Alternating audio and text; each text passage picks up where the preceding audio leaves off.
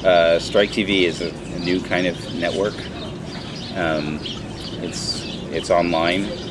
It's Hollywood professionals creating completely unencumbered by notes or any restrictions except for their own pocketbook. So they're, for the most part, self-funded web series, and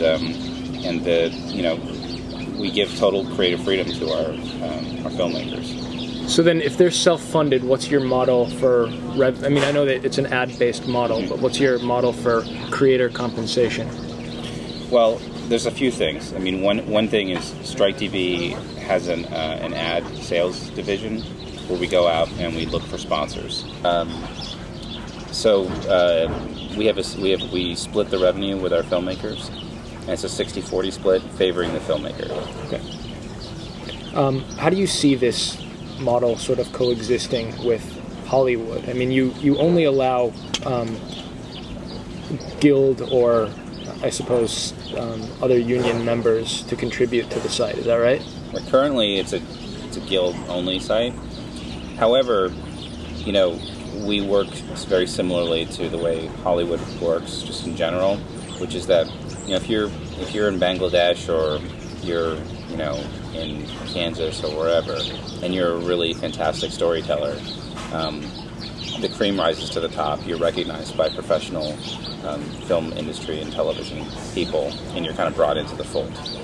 So we don't have an official way of sort of sorting this out at this point, but we do want to cultivate talent outside Hollywood and outside the system.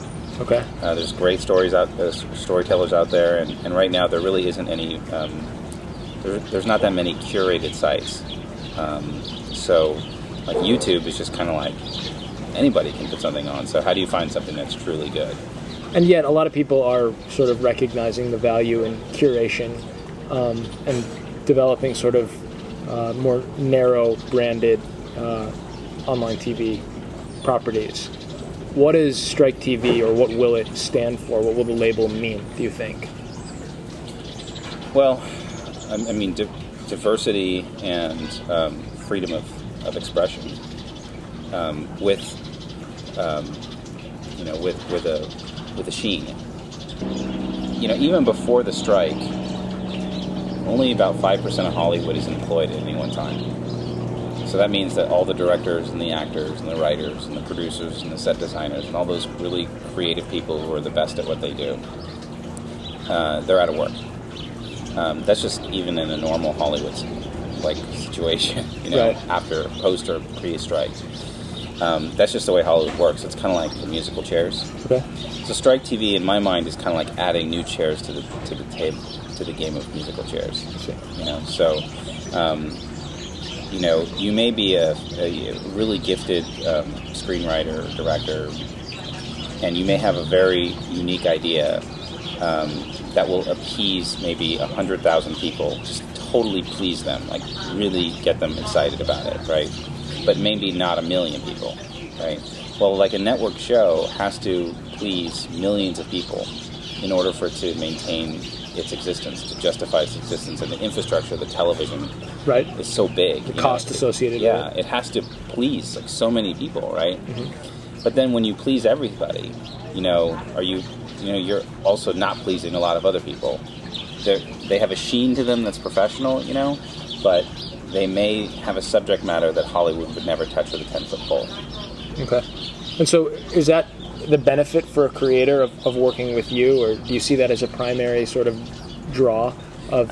Here's what I think Strike TV benefits. I think Strike TV benefits the audience because they get stuff that they'd never normally see on television or movies, but have that same kind of quality to it, So the audience benefits. Then the creator benefits because they get to do everything that they want, their heart's desire.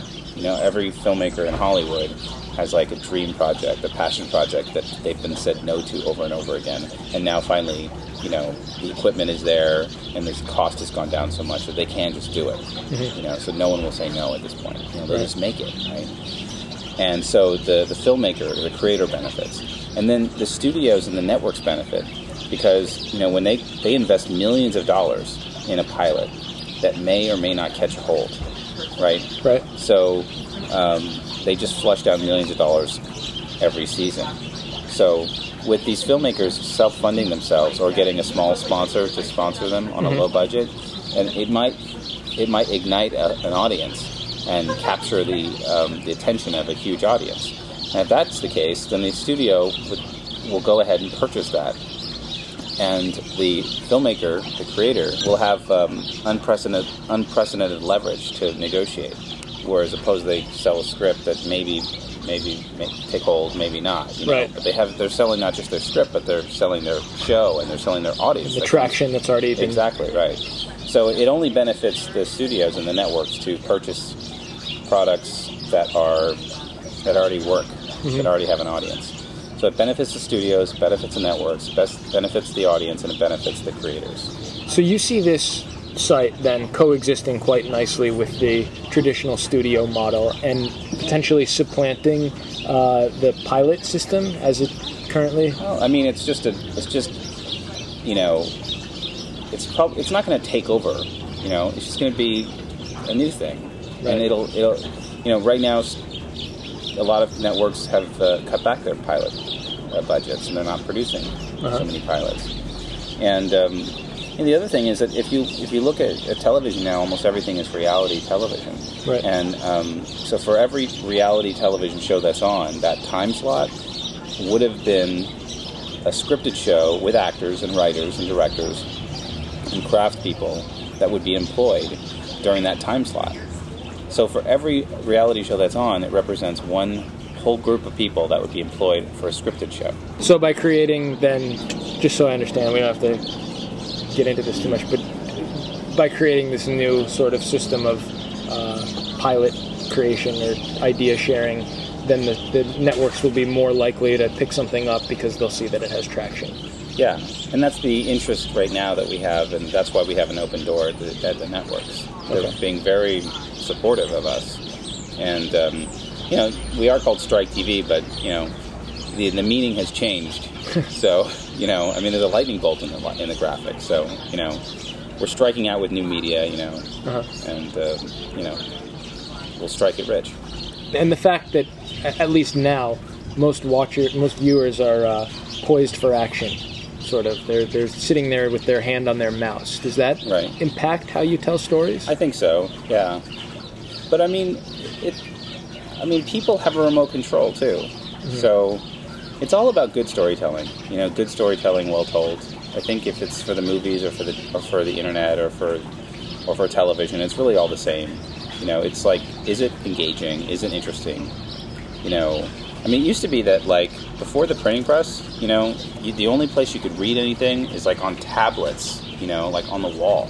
It's like people, if they're going to read a story, they'd have to, like, stand in a room and read the carvings on the wall, you know?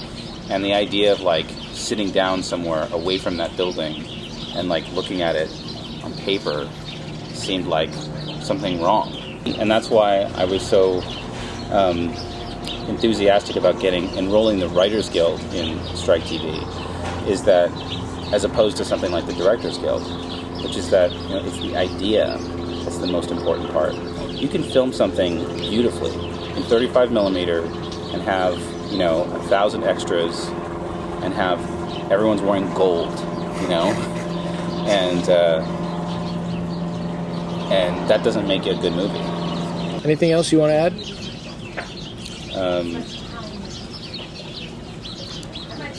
I'm sure I've forgotten something.